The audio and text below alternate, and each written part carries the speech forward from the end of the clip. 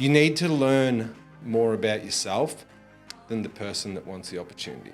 Because every move you make, every action you take has a reaction.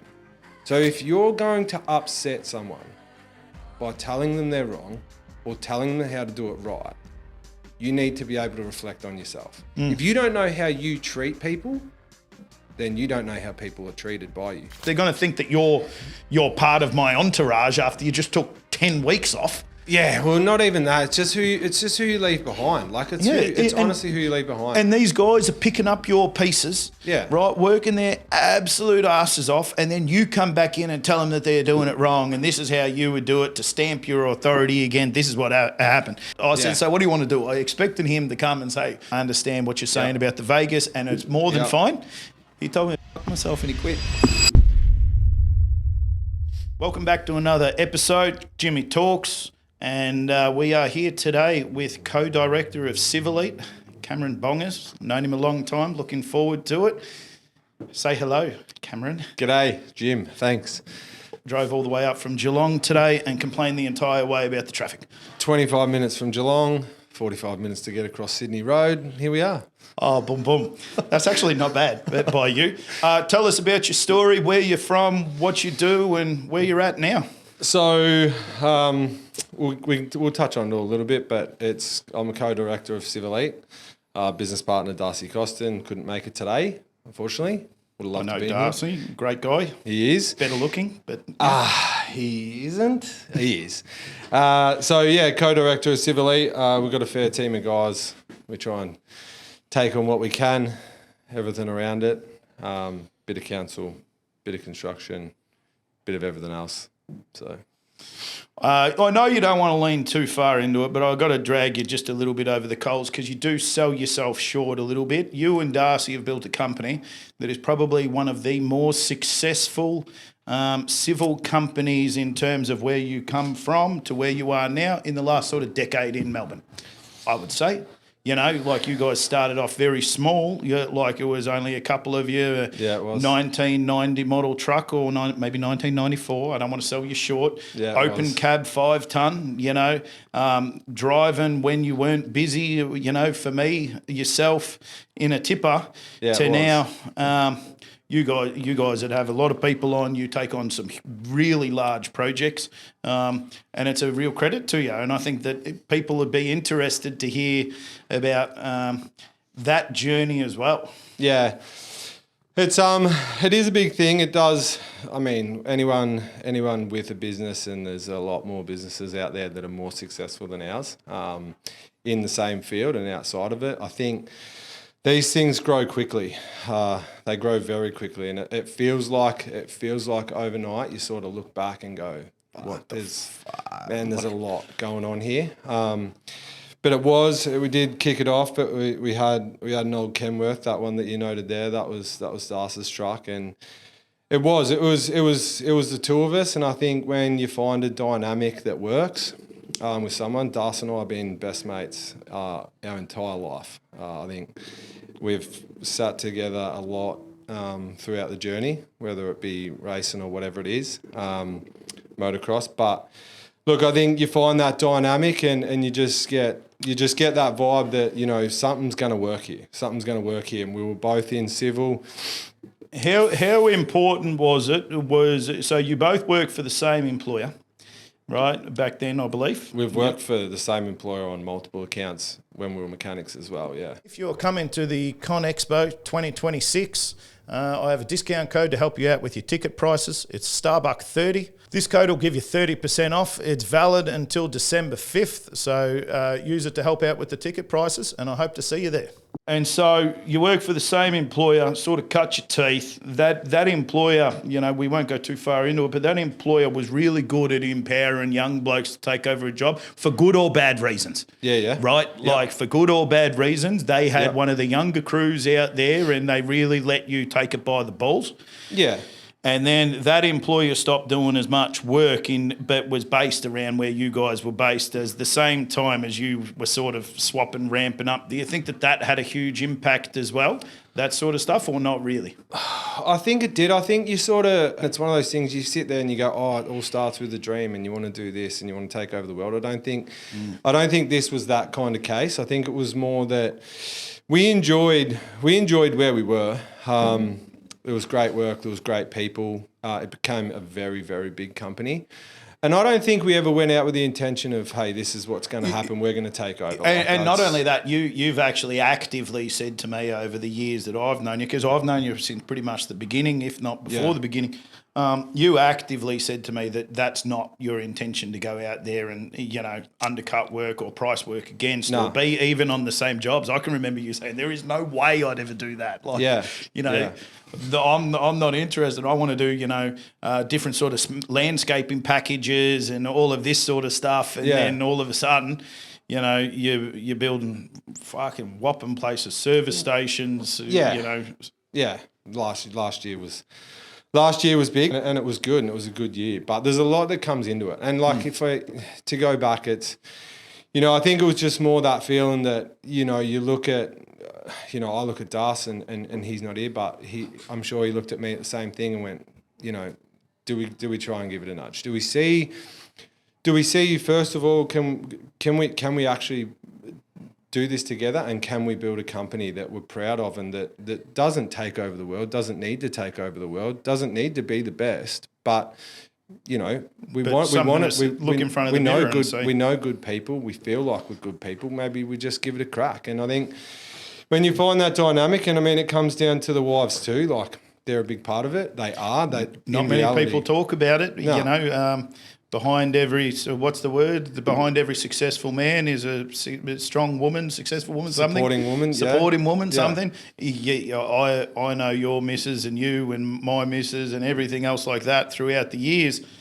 Without them, you'd be nothing. You'd be toast. So I think you sort of weigh that up, and like doing business with your best friend's not easy. But like, there's days where like Das is a fucking gun, man. You cannot beat him. He is on fire. And I think you've just, we both have our days, but that was the start. Like that was the start, and it's come a long way. And I think, we've got some super like important people in our company that really put in. That's what ends up happening, ain't it? And they do, and they stand beside you, and you can never do it without them. But sometimes they even stand in front of you. Like when you've had enough and you can't take it anymore, or even with you going around building motocross tracks or going on a holiday, which I want to talk to you about holidays and your thoughts on them. But when you're doing that, who steps into those shoes? Who fills your spot? Who goes to those meetings? I have a bit of an interesting story. I work with a good mate of mine. We do a lot of his trucking, and a really important member of his team passed away. Yeah. And I rung him up and I said, do you need anything? Like, I know that your life would be turned upside down. And he's like, the job that you're hauling for me? And I said, yeah. And he's like, I got a meeting there at 9 o'clock, a contracts and program meeting. He's like, I don't want to go. I'm like, yeah, okay, I'll go. So I went, sat down, and they're like, when are you going to pour that? And I'm like, no idea. 2-3 weeks. And they're like, I knew nothing about the job, eh? But it's about just standing there, supporting someone, looking after them. When are you going to get this done? How much are you going to claim this month? My answer to everything was, I don't know. And the guys were frustrated as. Yeah. But sometimes it's just about the support that, And it is that. It is that. And you've got... I say there's one or two, because at the start, like, Hodge and Biggs were those guys, and they were those guys to Das and I, and they were. And I think these days there's a lot more, but those two guys are still just such a key, man. You need, if it needs people like that in it. Civelite needs Das and I to do our job, and Civelite needs those guys to do a job, and then it's every single other person in the company. And, you know, you start putting on good guys start being better, good guys start asking for more opportunity, good guys start doing more, and like it just So let's grows. talk about that, because that's what actually ends up happening, right? Yeah. And that is the key of it. And I think a lot of listeners would be interested. So you grew from 2 guys, you know, run around in old shit trucks to now you've got heaps of brand new gear. It seems like every time I open Instagram, you're getting a new piece of equipment, something. However, you know, come on. They're doing all right. Yeah, they are doing all right. Your sales rep's going to buy a new holiday house with your build. But how do you help that growth? Like if a young guy is listening right here who's working for a company on like let's say he's a pipe labourer. Yeah. He wants to run the pipe crew. Now, you've had people that have moved through that staging. You guys have got, you know, guys Yeah, we do. Yeah. Tell us how to do it. We've done it. I think it's one of those things where you've got people who want opportunity. And when you are the person that took that at the start and didn't know how to do it and you learnt yourself, I think what you've really got to do, and there's a change in business when you turn over a certain amount or when you become a certain size or when you hold a certain share of a market in an area, you need to learn more about yourself than the person that wants the opportunity. Because every move you make, every action you take has a reaction. So if you're going to upset someone by telling them they're wrong or telling them how to do it right, you need to be able to reflect on yourself. If you don't know how you treat people, then you don't know how people are treated by you. So I think that's actually quite deep by you. Well, I didn't know Confucius was coming into the chat. Well, no, it's kind of one of the biggest things. And as the company grows, as the company grows, you do take a holiday, right? And when you take that holiday, and the company and your company is a size where there's people that step in, you take a break. And they come into action. Yeah, they have to work harder. But people want that. Yeah, they get the opportunity to be smarter. They get the opportunity to be in front. They get the opportunity to take the risk. Yep. And put it on. To actually have ownership of the situation. Yeah. You know, like pure ownership, not where you're going to step in and, you know, say, no, do it this way. Yeah. Or, you know, because hopefully you're off enjoying yourself. Well, you would think so, but some of the enjoyment from my position as a director is actually to come back and see what happened. Because I've heard that a lot. I got kids, you got kids. Damn, we enjoy spending time with them, but when you get back and you go, dude, look, that guy loved it, and it falls down the line because when someone stands up, there's someone else that supports them when they're not there. Yeah. And supports them when they're not there. And everyone gets a bit of growth. Yeah. So are you saying that not only is it the person who's standing on the shovel at the moment, but it's also the company that they work for? Because this is my point of it. The people who are really wanting to take the next opportunity, really wanting to step up into something else, really wanting to take on more, they've got to be right for it. Yeah. But if they're in the wrong company, they're never going to get it. And they can bash their head against a wall and they're never going to get it. They work for I know you've worked for them, I've worked for them too, the old school micromanagers who wanted to do everything, you know, the concreter who's still after 40 years in the trench on the shovel saying down, up, as you're digging for him. He's never going to give you the opportunity to run a job. He can't even let someone else dig a trench, let alone run the whole job. Yeah. So if you're working for him, you probably need to go work for some people who aren't him, you know? It is, and, you know, it can be, and it depends what you want, man. It's like, you know, as well, there's people who drive a truck for 30 years, and you know what? They're fucking damn good at it. Mm-hmm. And do they want anything more? No, they don't. And should they want more? No, they shouldn't. No. Should they? No, definitely not. Like they're legitimately doing a fucking great job and fulfilled doing that job, and they are a super important cog in the machine. Yeah, you know, without them, the dirt won't move the same way as let's lean into this one. The loyalty lies literally strays a long way, and it goes a long way. I got a question to ask you. Yeah, far away. Operator, management. Yeah. Who's more important in that one? I feel like it comes back to like it lands in both. It honestly lands in both. If you've got an operator that is dying to be a manager but won't speak up, then he's not going to be the best operator. But if you've got an operator that just loves what he's doing, and I'm an operator, and I know what it feels like, I absolutely love it too. But as I said, it organically grows, and you have that certain responsibility that you need to fulfill to every single person that's employed by the brand. And one of those responsibilities is making sure you work as well in the brand, because if you're doing nothing, generally the direction's going nowhere. So I think Das and I always sort of play to that strength to make sure that, you know. I had a thing last week. I had a fucking terrible Monday. A Monday in between the long weekend, right? Half of the, well, almost all of the jobs were closed. Yeah. Almost all of the jobs were closed. The jobs that were able to be opened or whatever got cancelled because of the massive amount of rain. Yep. Had half of the staff on annual leave, and I was off. And then I was looking at numbers, emails, metrics, text messages, WhatsApp groups, smoke signals and pigeons flying around. No one did anything. Yeah. No one did shit on Monday. Yeah.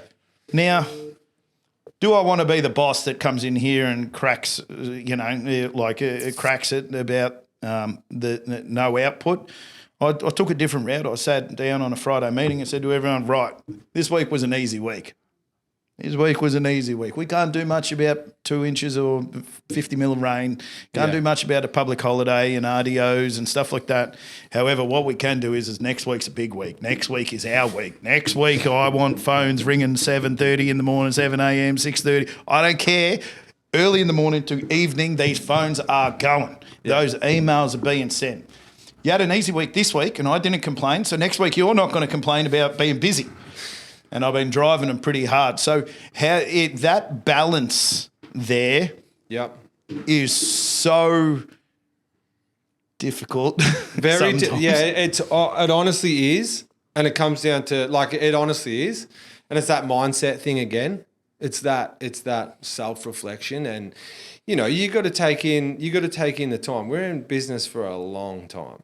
Like you don't sort of go in business and then just you're in business and then you're out. Like there's few that do, especially not in civil. Like there's a real long game. Yeah, there's a real long game, and like we've had a wet week this week, but you know we've had a wet week and we had a long weekend last weekend. We got a long summer. We got projects that'll run over the break and it'll be good for some and others will be, you know, others won't work it, but it's going to be a long summer.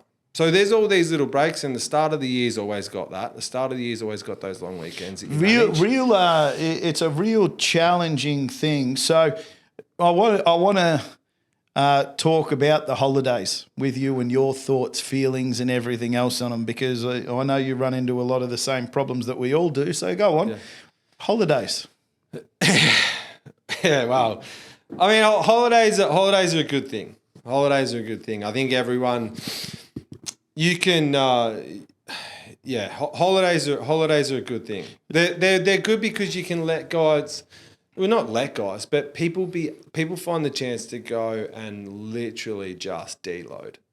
Like how many people would you know that would head off and not answer their phone and like reluctantly just turn it off, man? Like let's just, you know what I mean? And I think it's good because from our point of view, you got someone that heads away, dude, go out and have a fucking really good break. And you know what? When you get back, like, tell me about it. Because I'll be here while you're gone. And when you get I want to feel like I went on a holiday too. So when you go to the beach, come back and tell me about it all. How you been finding? Tell me if the beer you drank had a cold glass. Because if it did, I'm there with you. Like I'm celebrating when you get back. Actually, that's delicious because this room can get quite hot with all of the lights in it. Yeah, and a beer in a cold glass wouldn't be terrible right now, apart from the fact it's 9:30. And they're good. And I think there's a real sweet spot. Where's the sweet spot for holidays? I mean, it depends on the person taking them, right? You can learn a lot about a company and the way it's running, and if you can reflect on how the company moves when your key personnel are away. Like if they leave for 10 days, man, by the time they come back, you know what's got to change. You know what you need to work on. Yep. And if it's a growing company, it's a little bit easier to manage those things. If it's a company that has been exactly the same for the last 2 years, and there was a lot of us that did that through these colder years of the last couple. But you learn, if you can actually sit back and go, right, there's going to be a hole, let's find out where our gap is.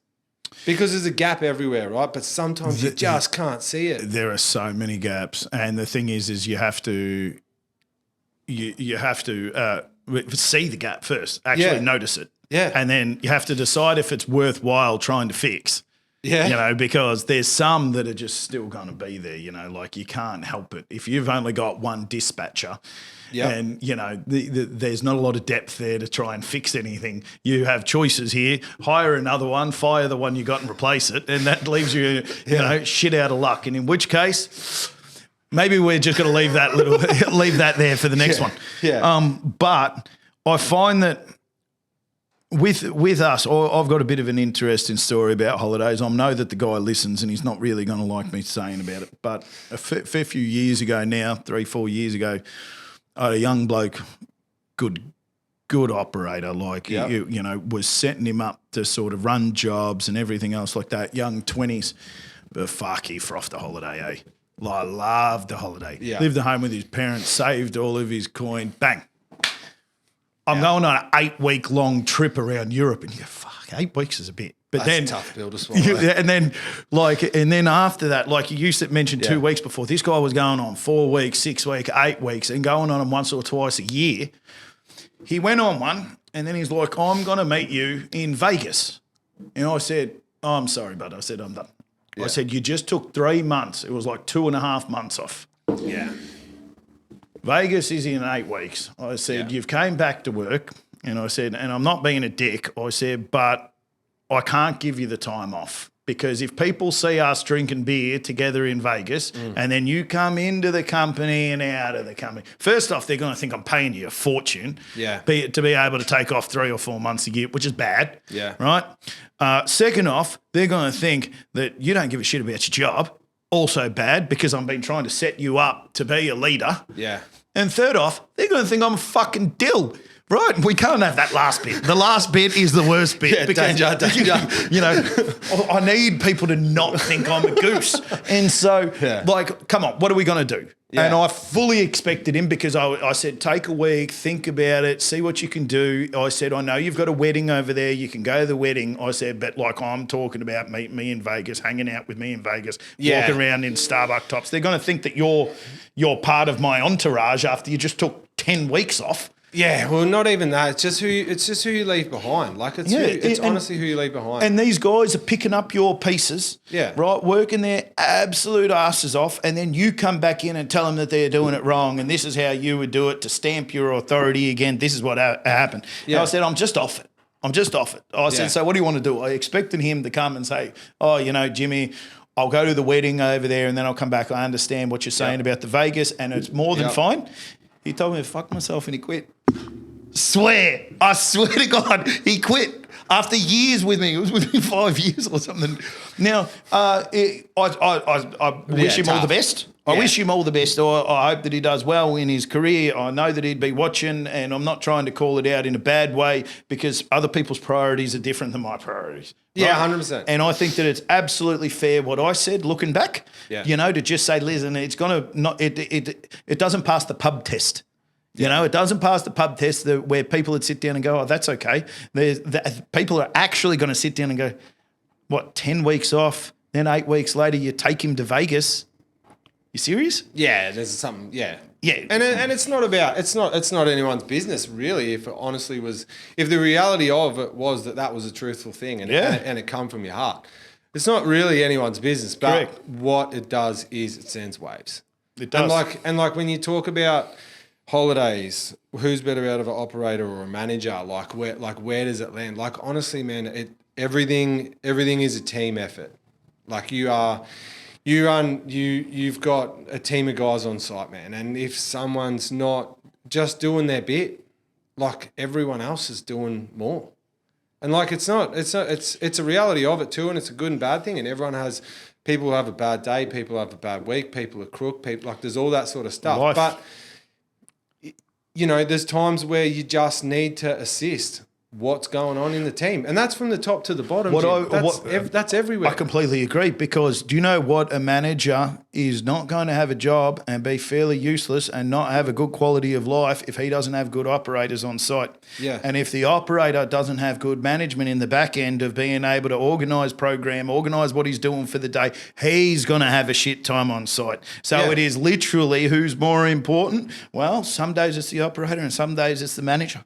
Yeah, I need both. Yeah. I need both. And some days the manager's in the gun, other days the operator's in the gun, you know? Yeah. It's a real, and it's a balancing act, I find. And you end up going, oh, the site crew, we need to get them organised, we need to get them dialed in, we need to get them this. And then you go, the management absolutely sucks, and why are we taking on more scope and guys? Like, what the fuck are you doing? And you just ebb and flow between the two of them. And as the boss, you try and sit in the middle that says, you're both super important. I need you both to perform at a high level. Yeah. I support you in performing at that high level with whatever you need, you know. Like, it's different in every size, isn't it? Different in every size. And that's the other part. Yeah. As you're scaling up, there is no manager, you're the manager. And then, you employ someone usually to help you with invoicing or something at the beginning and possibly payroll. Yeah. And then all of a sudden you end up with PMs. You'd have a couple of PMs now that have... Yeah, we do, yeah. Yep. Yeah, and Biggs manages those guys. And dude, the guy's a jet. Like, you got to take your hat off to him, because he does it better. Yeah, like seamless. He does it better. I have people now who organise, like I used to think I was king at organising trucks, eh? Yeah. Actually, I can talk about this now. My Aurelia. Everyone who knows or has dealt with Starbuck knows Aurelia. Yeah. Everyone. Aurelia is the number 2, but is actually the number 1. She takes care of more of the nitty-gritty stuff than I do. Yeah. I went to Con Expo at Las Vegas. Yeah. And I was having a real hard time beforehand. We were turning over this is a decade ago. We were turning over about $20 million, 15, $20 million. Yeah. And a big number. Yeah. And life really was shit. Life was real shit. I was doing the invoicing. I just split up with my ex-wife. I wasn't seeing my daughter enough. It was a real hard time of my life. Started hanging out, changing a few things, and then I got an opportunity to go to Vegas, and I said, fuck it, I'm going to Las Vegas. And Aurelia was working for me in dockets, and I had a phone that rung, and you'd hold on to that fucking thing, and all it would do was ring. Like, it'd ring and ring and ring and ring. And it was hot. It was 45 degrees. It was like it was melting, and it just rung every day from 5 a.m. till 7 p.m. Yep. And text messages. You've had a phone like that. You're talking 150 calls a day. Yeah, 150, 200, 250 calls. And I said to Aurelia, I gave her the phone. It was in an orange case. I'll never forget it. I gave it to her. It was in an orange case. And I said, you can answer it. You can not answer it. You can burn it, leave it on the desk or whatever. I said, but I'm done. I'm going to go to Vegas. I'm going to go hang out with a couple of my friends over there. Yep. We're going to go razor riding in Utah and have a bit of fun. And I came back. I took the phone back off of her, and almost everyone I spoke to said, oh, Jimmy, you're back. Can we speak to that girl? Oh, yeah. And you go, what? Why? And they go, well, you're busy, but you get back to us. But she gets back to us in 2 minutes, and you get back to us in 20 or 30 or 2 hours. Yeah. When you give me an answer, you're shooting from the hip when she doesn't know the actual answer. So she says, hang on, I'll find out, hangs up on me, calls someone else, gets the answer and rings me straight back. Yeah. They go, we want to talk to that girl. I heard that for 3 or 4 days, and then I handed her the phone and I said, right, you're not in dockets anymore. You're running dispatch on trucks. She goes, well, I can't do that if you're going to book the trucks by sending them a text saying, Essendon, Whitford Street, 7 a.m. And said... A lot of people in 2020 messaged Jimmy. A lot of people. And I said, that's how she started. Yeah. Did it better. Yeah. And now, like, I sit down and as we've moved throughout the last 10 years of like our journey, I don't even know now how to book a truck properly. Like, I don't know our system of what we're meant to do, and I'm not meant to know. Like that's her domain. That's her thing. Yeah. You know, she's the one in charge of it. Now, if I need to help, if I need to do whatever, I came in like 3 or 4 months ago, everyone called in sick for the early morning shift for the dispatch or allocations. We start here in between 5:30 and 6 o'clock. In the morning, open office, and everyone was ill for different reasons. And I said, don't worry, I've got it, I'm up. So came into the office, clicked on my headset, turned on the computer and went, fuck, I can't even find a truck driver anymore. They used to all be in my phone. Well, where's this job? We're like scheduler. Yeah. Why? Because someone does it better. I'm sure there's bits about jobs that you look at and you go, are we really doing, is this right? And someone looks at you and says, yeah, this is right. And you go, great, I'm in. Yeah. Like, and I think like a guy who I worked with when I was really young, Adrian Marin is his name, and the guy is a jet, man. And I work with him a lot. We went all around Australia with Ado, and we went to Canberra to build the World Cup track on Mount Stromlo for downhill mountain bikes, 4-cross. And he turned to me and he's like, you reckon you got this? And I'm like, Ado, honestly, like we've been doing this solid for 6 months at this stage, right? And me, 15 and a half years old dude, that was forever, right? I think I've got it. He's like, well, yeah, we're going to be back next year, but let's just see how this one rolls. Right? He goes, just do me a favor. If I come to you and I ask you what you're doing, just give me the reason. I don't need an explanation. I don't need why you're doing it like this. I don't need to know what happened an hour ago. I don't need to know what he said to you. He's like, it's going to move fast. I just need to know the reason why you're doing it if I've got a question. It's no different. Why have you booked that truck that way? Why is this person digging that way instead of this way? Why is this guy building this jump that way? Just tell me the reason so I can understand it. Yeah. If I think it's wrong, I'm telling you it's wrong. Of course. But if I think probably got some merit, hell or high water, keep going. Yeah. And I'm not getting in your way. Like I now sometimes struggle with rocking up to a job and I'll dig it way different. Like I have dug more basements than most people have had hot dinners. Like I have dug that many basements. And how many people are good at what they do, rock up to a job and go, I could probably do it this way. Could also probably be done that way. Yeah, and it can be done that way. And if there's one thing I've learned in the last sort of few years is when we got up to our highest high like the last year of COVID. We were blazing. And I used to drive past a job. I've walked into a job, I promise you this, and this shows you how little I knew about things that were happening. I walked into a job because I needed mudstone at an import site, and this site had mudstone. So I pulled in and walked over to the operator and said, who's carting it? And he said, I'm working for you. I'm subbing in, digging your hole. And I went, what? And he's like, these are your trucks. It's already going to your, what? Yeah. What? Yeah. You've walked, what? Like, and I'm like, I'm trying to like scramble and make it sound like I'm not being a fuckwit. But like, imagine walking into a job and you've got no idea that it's even your job because we've got a subby guy on his 20-ton to come and dig it. And you're like, oh, he does dig basements. I'm going to try and go and do that. And like, I'm sure there's managers out there that are exactly the same. Like, and there's some things you can't get away from. Yeah, of course. It might be a clay import, and someone just let that bloke tip off topsoil. Someone's seeing red out there. Someone is seeing red. Why is that not back in the truck? And why after all of this and all of these managers and these layers and this stuff, why does this topsoil load still get to... We've learned this lesson, guys. This lesson was learned 15 years ago, 14, 13, 12, because it happens so often that we have processes to stop this. Yeah. It still happens. It makes absolutely no sense. Some reasons just don't stack up. Some reasons do, some don't.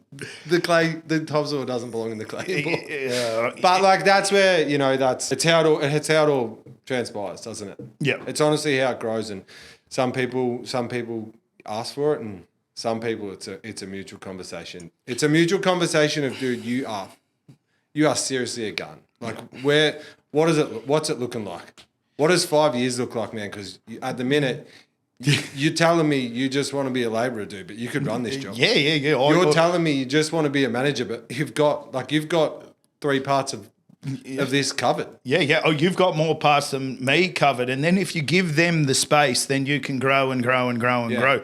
I was actually at a meeting probably 2 or 3 months ago, and like I don't ever want to sound like I'm not over the top of it, but I am not over the top of certain departments because other people are. Yeah. And anyone who has dealt with staff that I've got knows that there are people, Alexis at the Supercross, for example, I walk in and I wave and smile, and if you need something, you're not walking over to me, you walk to her because she's the person who's going to organise it. It doesn't mean that, I don't know what we do as a company, but it does mean that role is fulfilled with someone, and it's so important. And that's where a lot of companies, as they build up, they refuse to give away those sorts of responsibilities. Yeah. They want to hold them, and then they wonder why they can't keep growing. Yeah, yeah, it is. It is exactly that. Yeah. So. We were at I was at a meeting the other week, and speaking about like that, I was part of the tender stuff and blah blah blah blah blah. Big tender, 5-year-long tender, big money. Now we're talking, and we sat there, and they said, okay, you have allowed for all machines to have the automatic lockout proximity sensor, and I'm like, automatic lockout proximity. I don't even know if they fucking exist, eh? And I looked down the thing, and I actually stared down because big boardroom table. Well, I went if you say no, we've lost the job because every machine has to have them. And if you say yes and we haven't allowed for it, who even knows where you get them? Do they exist? Yeah. Am I going to have to make it? And then straight away, yes, this is what it is. It's compliant to AS standard, blah blah blah blah blah. And you go. And it's safety, that's my safety. The process had followed through. We had a tender review. We sat down and read the tender review. We compartmentalised it into different areas. That got given to this person. Are we compliant here? Compliant there? This is what this will cost per machine that we need, and that all got put together. I hadn't looked over that exact part of it because, it's all came in at the price at the end, and I've getting the schedule. Yeah. But there wasn't a line item that said that because it obviously has to be on everyone. And that's a good company. In my mind, that's everyone working well. That's all. Every box is being ticked on the way through. People are happy at their jobs. Yeah. She got at this moment where she's... because I swear, if looks could have killed, I reckon it would have been dead on the floor because you'd be dead. Automatic stop proximity sensor. Do you know where to buy them? They come standard on some of the new machines these days. Yes. If you're buying the right colour. Yeah. They do. Talk to me about this motocross building that you've been doing. Look, it's so that's with Josh from Pro Tracks, who could honestly, he's probably the one that's got to talk to it. Yeah, he will. I'm going to get him on here, but he is one of, if not the best track builder I've worked with. I've worked with some of the big boys too. I worked with Dream Tracks when they came out here, a few others. You did. He is a gun operator. Josh is a gun man, and he loves it. He loves the skill, man. Like if it comes to building a track, and it's the same as anything you do. Like if you're dead passionate about it. And I mean, like you build a track for a kid, right? And a lot of juniors get tracks these days. And you build a track for a junior and you watch him ride it and he comes back, dude. You want to see how happy he is? He's fucking stoked. And Josh can talk to that. You got to a fairly high level of motocross as well, didn't you? Yeah, well, I'm not. No, I didn't. I'm going to say no. I'm going to say no. Listen to him. I'm going to undersell that. Yeah. No, I haven't. No, but did you have your own track growing up, did you? I've got to be really careful because Hodge was faster than me. And maybe I've got Das covered. Maybe Das has got me covered. I'm not sure who's faster out of me and Das yet. We'll have to have a race. You've never raced him? No, I've raced Das, just not for a while. Not lately? Surely there can be one soon. Oh, surely you put on, but you put it on.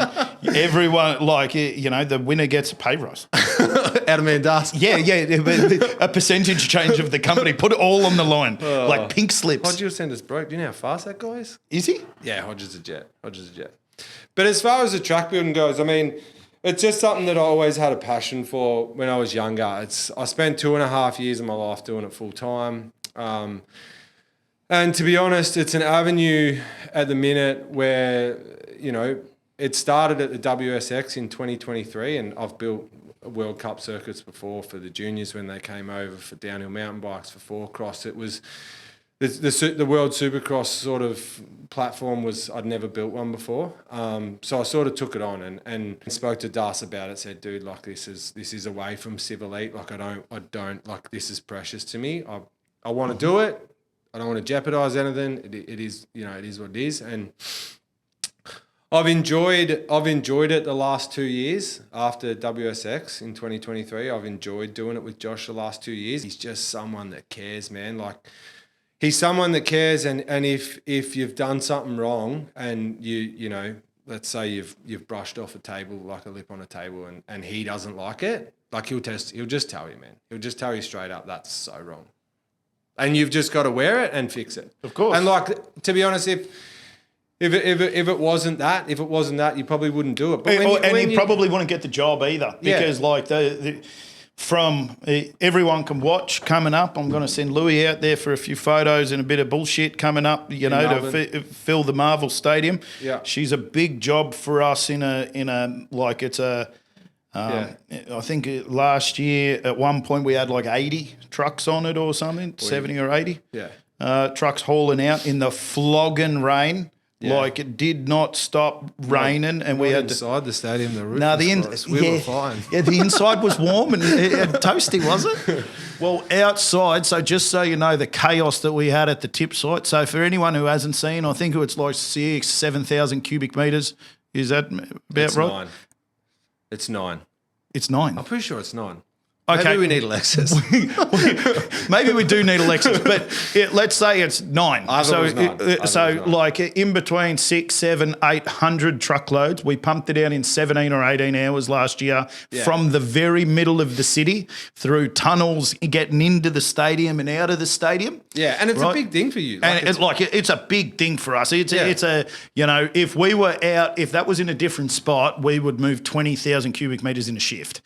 Right, if it was truck and trailers, or because it's only in small trucks as well, you got to have a lot of bodies. The regulation in the stadium's massive too.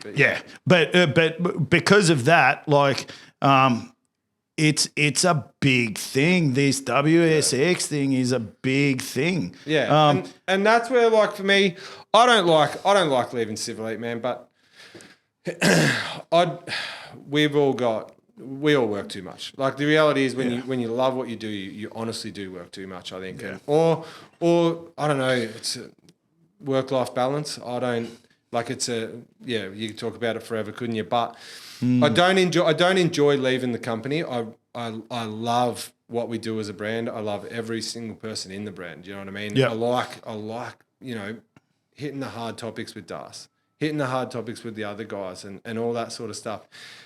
It's just the Supercross for me, like building a track. There's just something to it that's somewhat therapeutic, man.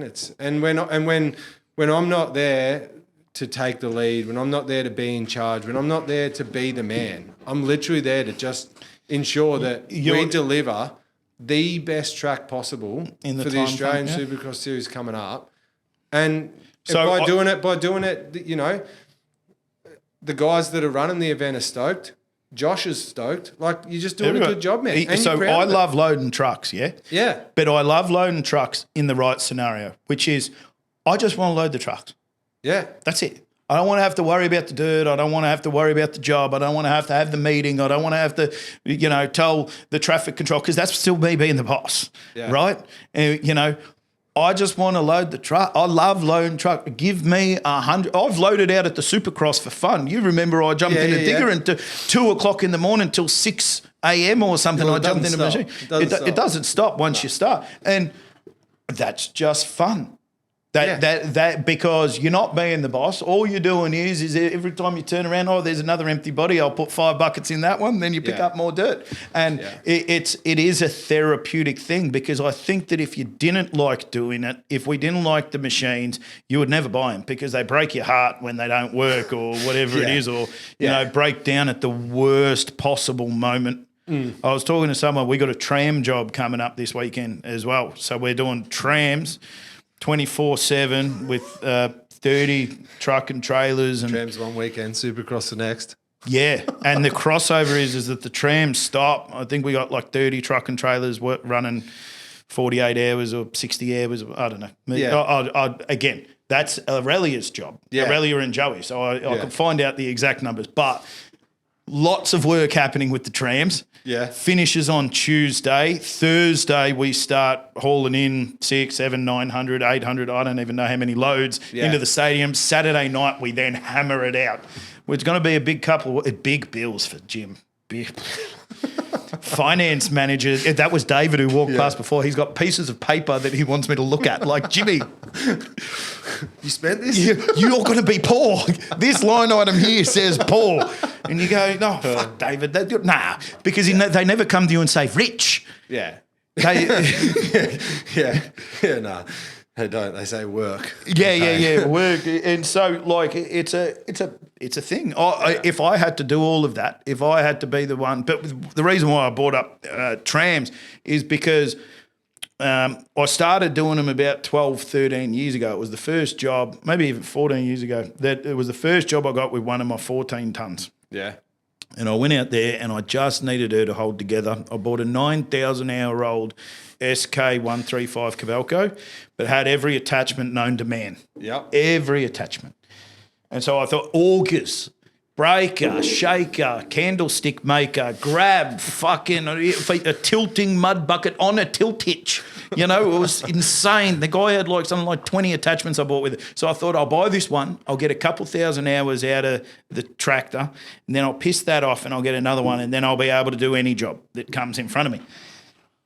I needed it to hold together, and I'll see if I can find you the photo, Louis, of the track that came off underneath the tram lines when the tracks were all broken out on Chapel Street with no space. And I remember I was getting yelled at because the track was off, and they break your heart. What were you on the phone to the fifth mechanic trying to get him there? You know how I ended up getting it on? There's a guy named Phil and another guy who works for me now, I think Max. And they reached out. We took the grease nipple out, pushed the idler back with a 20-ton, and then the guys with a tilt hitch, both of them reached across, one with a ripper on one side, and they stretched my track back onto my 14-ton underneath the tram lines. I'll find you the photo. 375 pumps of grease. 15 minutes later, it's tight again. Yeah. What happened? Gosh, what are you doing? Hurry up. Yeah, that's what it was. And then I was getting $110 an hour on a Sunday, 12-hour shift as well. $110 an hour, and the guy came over and he's like, listen, I understand that shit happens, but I need this rail fucking plucked out, because I was going along picking out the rail and then they load out the concrete. Yeah. And he's like, I need this rail out. I've been fucked. They've been throwing it to the side, and you're going along. And then I didn't have a demolition grab. I had a log grab and it was the wrong grab for the shit. It used to twist the rail and I'd knock over a temp fence. And looking back now, I just never do it now. Now it'd just be, I need to buy a brand new machine and a brand new 15 grand grab, or I'd try and save some money, maybe look at an auction, but half the time miss the auction and then have to order a brand new grab anyway. But back then it was... Should have ordered a week ago. Far out. And that's part of the growing pains and everything else like that, where you're finding, it used to be I needed the grab, so I'd find it at an auction, I'd bid on the auction, I'd pay the invoice, I'd pick up the grab. Yeah. And you that all comes to it. And I mean, it's one of those things you want to look for the right machine, you want to look for a good machine, you want to look for a cheap machine, you want to pay a little bit more for a better machine. It's all that stuff. It's just what you stick by the brand. And once the brand grows, I just feel like those opportunities of those cheaper ones, they don't fall into line anymore. No. You got the 9,000-hour-old Cabalco. Yeah. There's no room for it anymore. No. It's good, but there comes that time where in that you support there's a lot of people that rely on that brand, and you've got to support. So you have never seen someone swing a sledgehammer harder than when the track just needed to pop over that lip on the idler and it was being held up by a 20-ton. He couldn't move anymore. He was at full max reach, and I was swinging on that bitch and it was hot, and my hard hat was off, and a safety guy came past to tell me to put my hard hat on. He almost copped the hard hat across the job site. I can still live and breathe that moment. You wouldn't have been covered in grease either. I was absolutely fucking hammered with grease it was it was still hardware days. I think RSCA had only started to come out, so it's not like I had good high vis or anything either. And then because you may or may not be doing an extended shift, just an extension of a shift, not booked in to be a long shift or anything. Because you're doing an extended shift, I can remember ringing up my ex-wife and saying to her, could she please bring me down clothes because I am covered. I've been laying underneath it. I've been shimmying it, pushing it, crowbar and black. Yeah. Character building. Very. Character building. I'm sure you've got some stories about old machines breaking down, and it's just the worst time. Yeah. It's always the worst time. Yeah. Even when the new ones break down, it's the worst time. Oh my God. And it changes, doesn't it? It's absolutely everywhere. That comes down to the team around you. Like how many people? There's a lot of guys in the brand that can do that, that can fix that stuff, that can get that truck back on. That's a big thing too. And we got a workshop manager, dude, and he's a gun, and he's all over it too. And you've got to that's where it just comes back to. It boils down to just that team and so from two guys to let's workshop manager. You're not having 10 guys working for you and then decide that you need a workshop manager. There's only 5 pieces of equipment. It's not that fucking hard to do 5 pieces of equipment. Yeah. It's only when you've built up to have the trucks and the cars and the bullshit and the this and the that everything you got, that then you look at it one day and go, do you know what we need? Workshop manager. We need a guy to look after maintenance. We need a guy to make sure that everything is up to scratch so that when we load them into Hammer Tech, that some guy doesn't say it's overdue for a service and not allowed to start, because that drives me absolutely off the edge. I'm sure you've never ran into that problem. But when you do, because as you've grown and you stack on these extra pieces, I like to think of it as Lego, you click, click, click different pieces to build a different thing. How do you decide that you need them? I know myself, I do try and plan, but quite often it comes from just a necessity. You notice a gap, then you employ for the gap. Yeah. When instead of being really, really planned, which is probably what good business does, good business goes, right, we're going to plan to do this, plan to employ this, we're going to recruit for this project, these are the people that we need, blah, blah, blah. How does Civelite do it? I can't talk to the fact that I do it, because I don't want to be a broken record, but it comes down to the discussion of everyone that's involved by it, right? Every action has a reaction, and this is exactly the same as that. There's a certain point where, Das is saying to me, dude, we need this, or I'm saying the same thing to Das. And how do you notice that? We don't really work apart. At the end of the day, even if we're not talking, we know what wavelength we're on. We know what's going on. And there's days where we don't talk anywhere near as much as I'd like to. And I'm sure Das is exactly the same. But for us, when it comes to implementing that, it's more about, right, you've got the team that need it, right, the support. You've got a team that deserves the support. You've got a candidate that deserves the opportunity or wants the opportunity, or will excel with the opportunity. It's just, I guess it comes down to having a look at all of it, because sometimes, you look at it in business and you go, oh, I need this. And it's like, well, you know what? Actually, you don't. Because at the minute, I'm just trying to win some more work. I'm just trying to make sure that the bills are going to get paid at the end of the month and everything's there and everything's in check. I do like it when the bills are paid at the end of the month. And that's all the big thing, right? So it's not about, it's not about this, it's not about anything. It's about, right, is it gonna fit right? And when you talk to those senior people in the brand and in the company, you come up with an answer. Was there ever a moment that you and Das sat down throughout the time? Because obviously when you were smaller and you're employing people, I know you just were finding at some points like us, anyone you can throw into a machine who's available, please, for the love of God, come drive the machine so I don't have to, because I do have a million things on. Yeah. Was there a moment that you and Das sat down and went, oh, shit, we're doing something here? Was there ever that? Yeah. Yeah. Every year. Every year. Like it is, man. It is. It's every year. And we try and reflect. And there's a lot going on. And as I said, I won't go into all of it. It's unfair by Darcy's if he's to not be here and for me to just speak to it only, but he can come. Darcy can come. He Darcy can come. You hear that? Hear that? You can be episode number 47.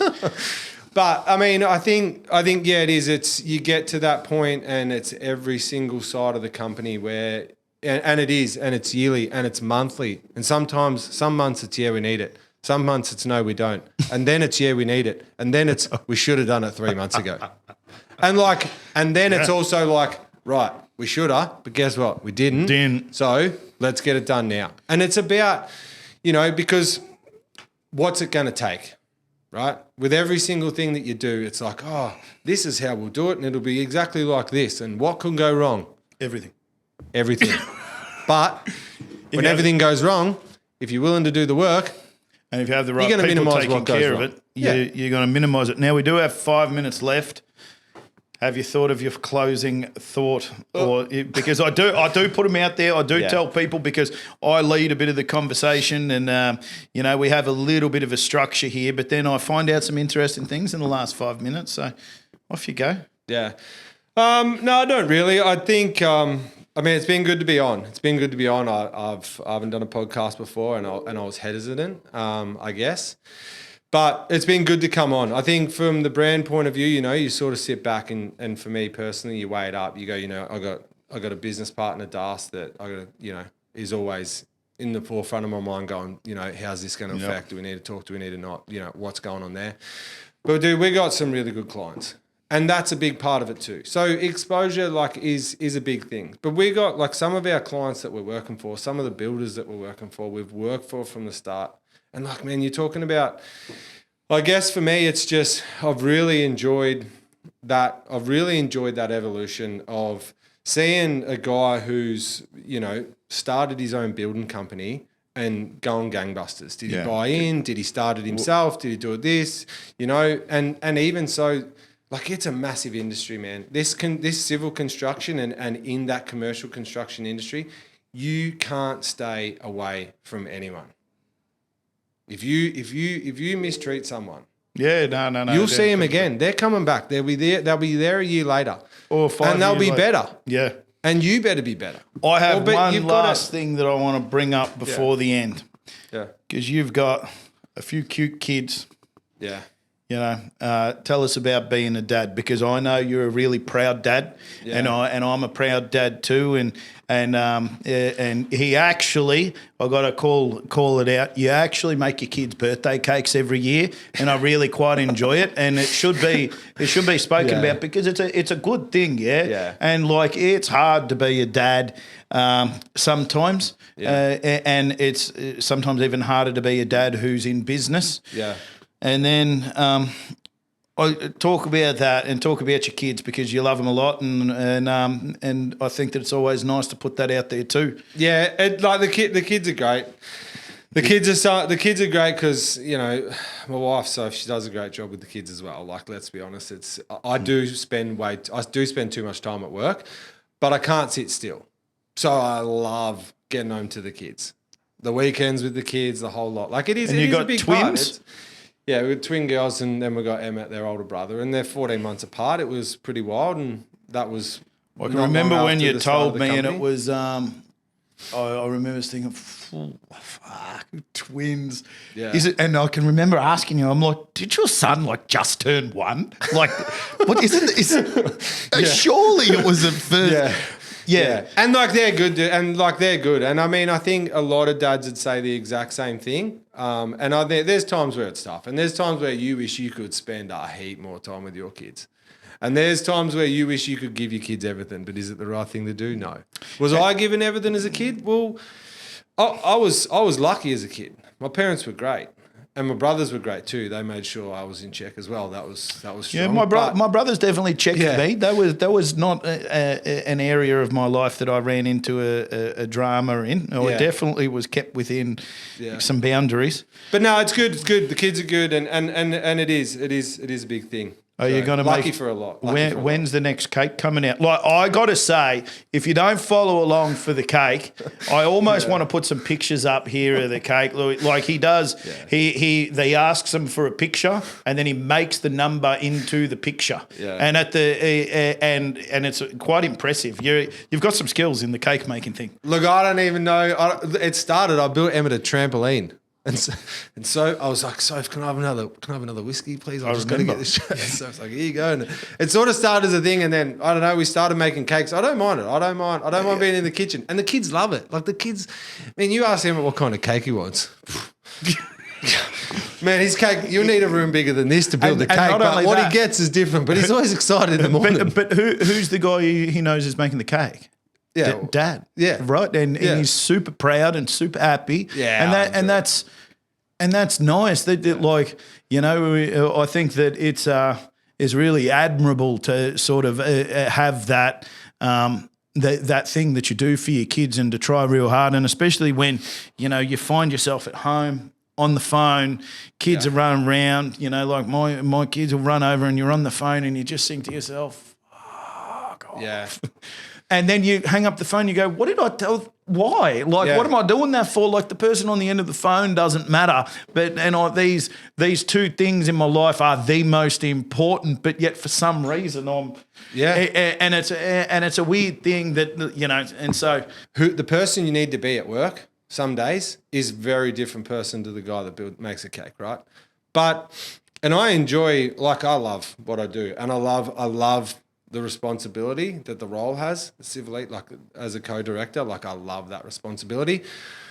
But when I get to make my kids a cake for their birthday, like it's the weight's off the shoulders. You're making a cake. You're having a bit of fun. Come on, man. We're making a cake for the kids. And what a better way to finish up. Cameron Bongers, thank you very much. I appreciate it. Thank you. Thank you. And as always, like, subscribe, share, tell your mates, tell them to like and subscribe it too, because we get better and better guests. Keep an eye out for Channel 7, Channel 9. It's going to be on all of them. There we go. And I'll see you on the next one. Thank you.